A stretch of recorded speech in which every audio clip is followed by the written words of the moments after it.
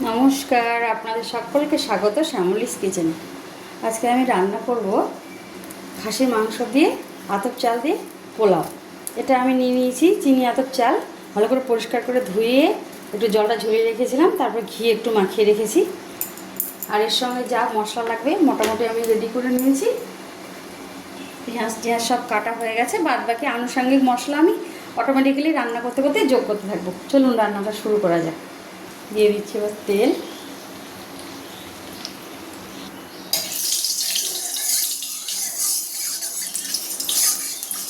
এবারে আতপ চালটাকে আমি ভেজে নেব।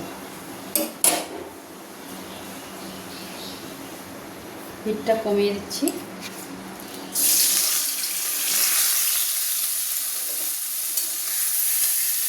তাড়াতাড়ি নাড়াচাড়া না করলে চালটা আবার বেশি ভাজা হয়ে যাবে, ফুটে যাওয়ার মতো হয়ে যাবে। ওটা হলে কিন্তু খাবারটা রান্নাটা বেশ ভালো হয় না। হালকা ভাজবো, খুব একটা বেশি ভাজবো না চালটাকে আমি।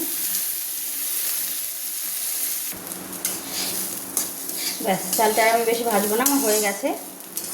এটাকে এবার আমি নামিয়ে দেবো। দিয়ে দিচ্ছি রান্নাটার জন্য পরিমাণ মতো তেল।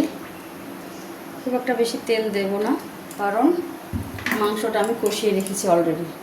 আচ্ছা, দিয়ে তেল গরম হয়ে গেছে, দিয়ে দিচ্ছি জিরে, শুকনো লঙ্কা, একটু ফাটিয়ে নিয়েছি সাদা এলাচ, আর দিয়ে দিচ্ছি দারচিনি, দুটো তেজপাতা, দিয়ে দিচ্ছি কেটে রাখা পেঁয়াজ,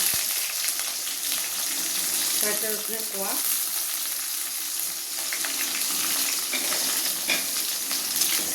হালকা ভাজা ভাজা করবো।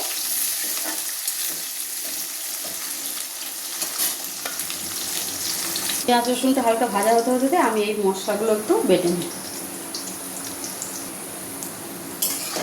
ব্যাস, আর বেশি পেঁয়াজটা আমি ভাজবো না, এর মধ্যেই আমি মশলাগুলো সব যোগ করতে থাকবো। দিয়ে দিচ্ছি বেটে রাখা মশলাটা, দিচ্ছি লবণ, হলুদ গুঁড়ো, একটু জিরে গুঁড়ো।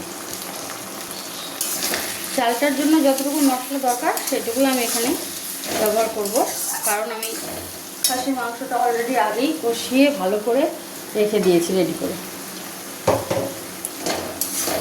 একটু শুকনো লঙ্কার গুঁড়ো দিচ্ছে কালারের জন্য, সামান্য। মশলার জলটা একটু দিচ্ছি ধীরে ধীরে, অল্প করে মিক্স করবো। সম্পূর্ণ এই রান্নাটা আমি গরম জলে করবো। আতপ চালটা ভাজার পর থেকেই গন্ধে একদম রান্নাঘরটা মোমো করছে, আমার তো নাকে গন্ধ এখন থেকে আসছে। আতপ চালের আপনি যে কোনো আতপ চালেরই দেখবেন পোলাও করুন বা অন্যান্য আরও আইটেম করতে, মুড়ঘণ্ট বা যা কিছু, মাছ দিয়ে মাংস দিয়ে বা পেঁয়াজ দিয়েও পেঁয়াজ পোলাও যে করে খাই আমরা। আতপ চালের কোনো রেসিপি হলে যদি বাড়িতে তৈরি আতপ চাল হয়, সেন্টটাই কিন্তু আলাদা হয়। মশলাটা মোটামুটি আমার রেডি। এবারে দিয়ে দিচ্ছি ভেজে রাখা আতপ চালটা, ভালো করে মিশিয়ে নিই।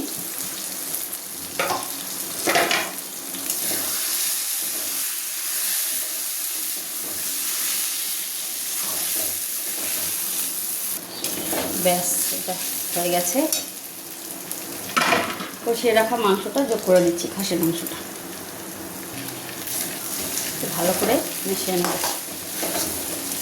মিশিয়ে নিয়ে আমি পরিমাণ মতো জল দিয়ে দেবো। এই আতপ চালটা সেদ্ধ হতে কিন্তু বেশি টাইম লাগবে না, গরম জল করে রেখেছি, অল্প গরম জল দিয়ে একটু ভাপে দিলেই ব্যাস ঝরঝরে পোলাও রেডি হয়ে যাবে। দিয়ে দিচ্ছি গরম জল, আরও একটু লাগবে।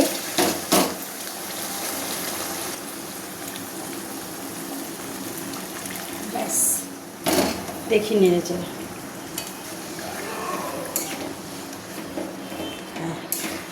এই জলটাতেই মাংস হয়ে যাবে। ব্যাস, এবার এটাকে আমি ধীরে আছে ঢাকা দিয়ে রেডি করে নেব।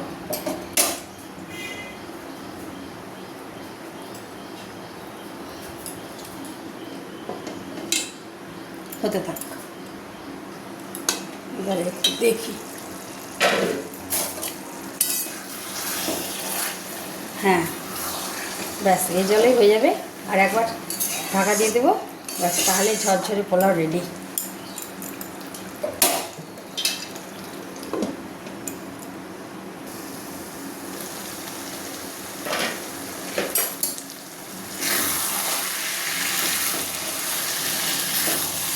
ব্যাস এটাকে এবার ঢাকিয়ে রাখলেই এই বাদ বাকি জলটাও শুকিয়ে যাবে আর ঝরঝর হয়ে যাবে। আমি একটু এখন একটু ঘি আর গরম মশলা যোগ করে দেবো। সামান্য একটু ঘি দিচ্ছি, একটু গরম মশলা পাউডার,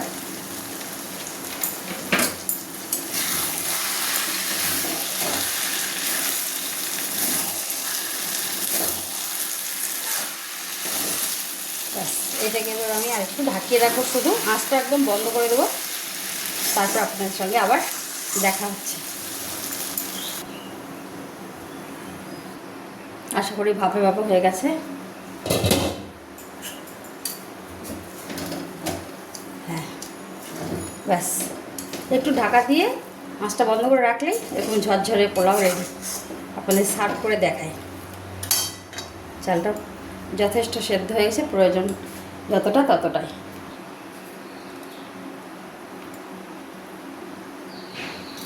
রেডি আমার ঝরঝরে পোলাও। আপনাদেরকে আমি দেখিয়ে দিচ্ছি কতটা ঝরঝরে হয়েছে। আরও একটু ঠান্ডা হলে আরও ঝরঝরে হয়ে যাবে। এটা গরম আছে সঙ্গে সঙ্গে আপনাদের দেখাচ্ছি তাই। আশা করি ভিডিওটা আপনাদের ভালো লেগেছে। যদি ভালো লাগে তাহলে অবশ্যই একটা লাইক বা কমেন্ট করবেন। তাহলে আজকের মতো এখানেই টাটা।